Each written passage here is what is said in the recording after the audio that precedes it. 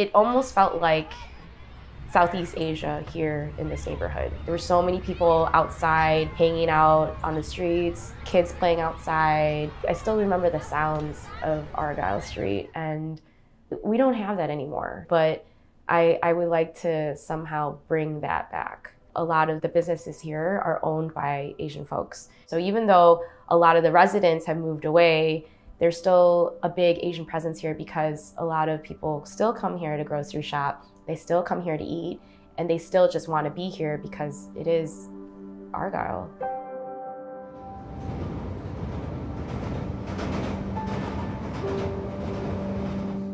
One thing about Asian Argyle is that its history is tied to the results of the Vietnam War as well as other Southeast Asian wars. A lot of individuals that reside there are refugees or immigrants. They built a community there. And so when you're there, you see something that's very unique. It's a neighborhood, but it's also a community.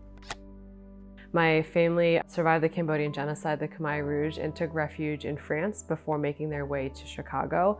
And once we got to Chicago, Argyle really served as a way of just feeling like homey and having this sense of like community and warmth and just like comfort. Being able to visit the grocery stores and get the foods that really, you know, make it feel like we're back at home, and being able to still have that away from home while we're still adjusting to the new life of Chicago is really important.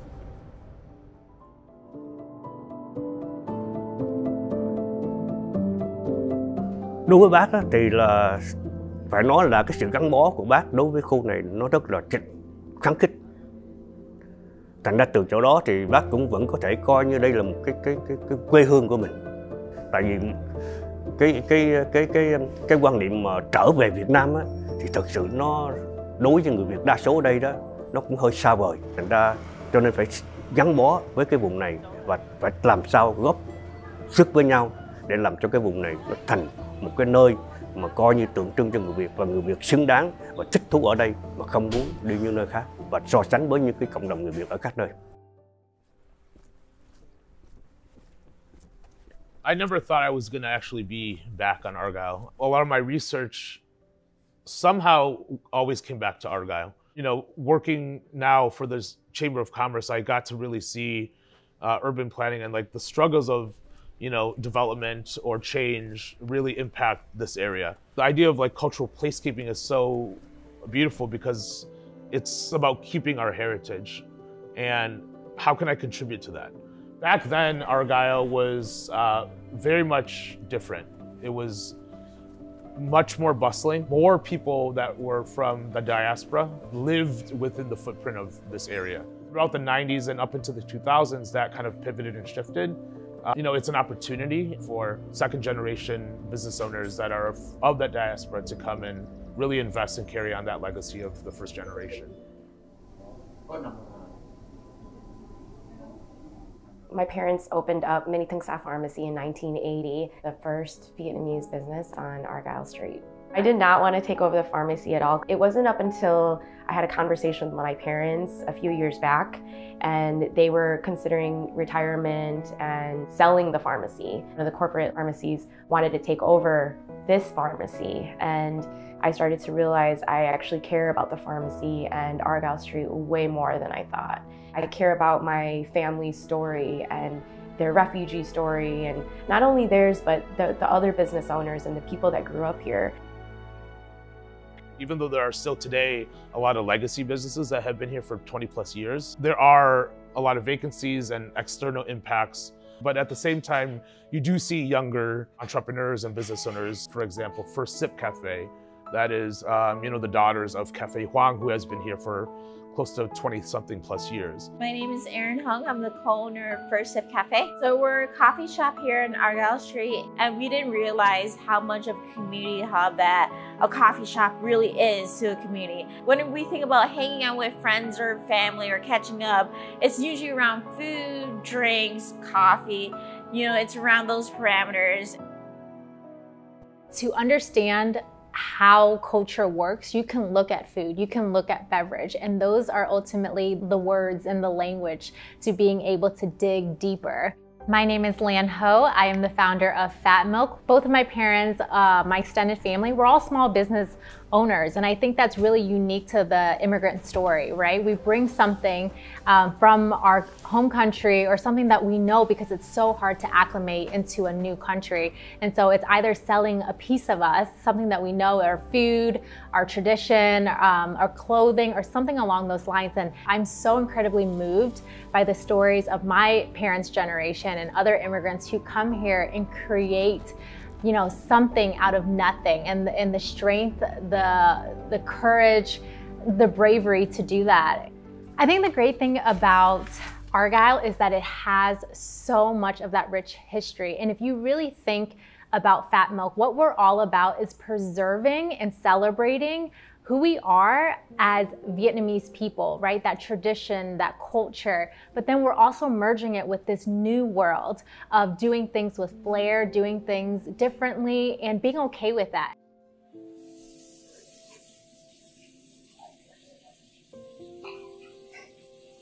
Whether you're tasting the food of this restaurant owner, you may even get a chance to talk to him and learn about him, or you get to try an item from them and learn that it's from South Vietnam versus North Vietnam. Or you try food and you're learning that this food is a street item versus a food item that you'll find in the restaurant. So it's also not just preserving the space and that culture that way, but it's also providing historical background to the business owners and the business and the food. Chú là tên là Nguyễn Đăng Long. Thì trên phương diện chú là người mới bước qua Mỹ, chú tìm công ăn việc làm, đó là trước đầu tiên công việc của chú.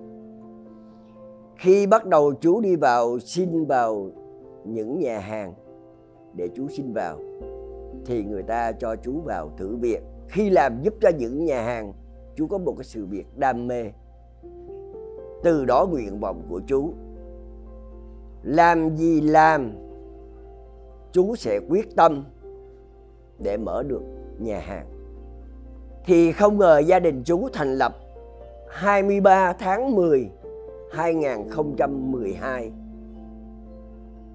Lúc bấy giờ chú nghĩ rằng chú chỉ muốn đưa cái ẩm thực Việt Nam đi ra ngoài, rất là một cái phương xa, để người ta biết được ẩm thực của Việt Nam của mình nó như thế nào. Lúc ban đầu trong cái dự án là khi chú đang định mở rộng thì mùa Covid đến, làm cho đầu tiên làm cho chú phải, gia đình chú rất là sợ, nó không biết là nó sẽ đi về đâu. At the height of the pandemic, a lot of businesses that I spoke to were talking about how they were unsure of how to stay afloat because this was their livelihood. A lot of immigrants and refugees who made their way to Asian Argyle didn't have any other options. Like having this restaurant was their whole entire livelihood. Cái sự chịu đựng của người Việt ở đây phải nói là rất là mạnh mẽ, là suốt trong thời gian gần 4 năm nay đó, là cái khu Argyle đã chịu đựng hai cái event, hai cái vấn đề mà họ làm rất là khó khăn. Thứ nhất là cách đây 4 năm đó, là nó có cái chương trình mà làm cầu xe lửa, nó đóng đường, nó đóng kia này, cái sự lưu thông rất là trở ngại, sự buôn bán rất là chậm trễ. Nhưng mà cái thời gian nó chỉ 2 năm mà họ đã vượt qua. Rồi bây giờ nó lại thêm một cái sự phát triển của đường xe lửa đó, thành ra họ gặp khó khăn. Nhưng mà tới ngày hôm nay thì theo bác thì có những cái trợ giúp của bên CTA, của chính quyền địa phương, thì họ thấy họ có thể chịu đựng được và họ có thể survive và họ có thể phát triển đi tới. How do we not only identify the resources, the funding, the grants that are available, and how do we get that information into the hands of businesses that are struggling in this corridor? A lot of it has to do with language access. So having representation in these organizations that are connected to kind of diaspora or ethnic communities provides a huge resource in terms of language access, in terms of, you know, accessibility to obtain these funds that help the longevity of their business and their livelihood. Celebrate Argyle is a community initiative to really highlight the businesses that are in Asian Argyle, as well as also providing the businesses, the families there with the resources they need to be able to really like thrive and survive. We've definitely been able to bring a lot of attention to a lot of businesses. Without Nuki and Hak and their cultural ties and their upbringing to Argyle, I don't think we would have been able to have Celebrate Argyle or been able to do what it is that we've done. Trust was very tough to build and gain from a lot of these business owners because they've been through so much, right? They're asking, what's the catch? What do we owe you in the end? And it's hard for us to tell them, you don't owe us anything, we just want to do it. And when they started seeing that we were doing it for no other reason than we just want to keep this story alive, keep the culture alive, we started having a lot of people waiting on us.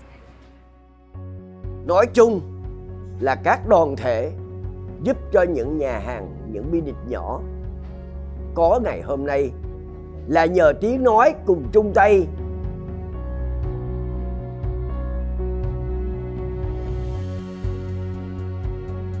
So Hai Ba Yo comes from the phrase Mok Hai Ba Yo, which means 1, 2, 3 cheers in Vietnamese. Decided that I wanted to, work with Hak Tran and find a way to, just basically throw a party on Argyle Street. It wasn't only a party, there was always an aspect of it where we would remind people of home and themselves and representation. It's important to have platforms for voice. I think like the impact itself with events for us is that we amplify, we showcase our culture to the larger masses. And the long-term effect of that is that it draws people to the neighborhood. And as a result, they frequent the businesses, they assist in the longevity of this culture. When we have a deeper care for each other and a deeper understanding, we also have an increased commitment to each other. The more I know you, the more that I'm invested in your wellness and understand what your needs are, the more I'm willing to show up for you when you need me, even if your interest and your need is not a direct consequence to me. So my name is Andrew Hong. My business is We Each Belong. Our mission is to deepen relationship between Asians and other people of color. It's an honor to be invited to different events that are happening up there. Argyle is a special place because there's nowhere like it, and this is not only a huge positive change for the Asian community, but it's an opportunity to tell the stories of the refugee stories, the things that we've gone through as refugees or children of refugees.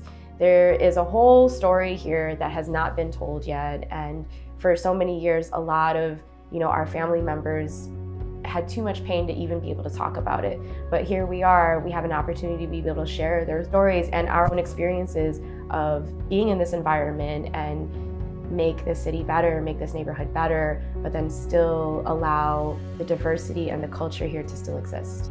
Nó thì là cái khu vực tới ngày hôm nay thì nó rất là, phải nói là phát triển.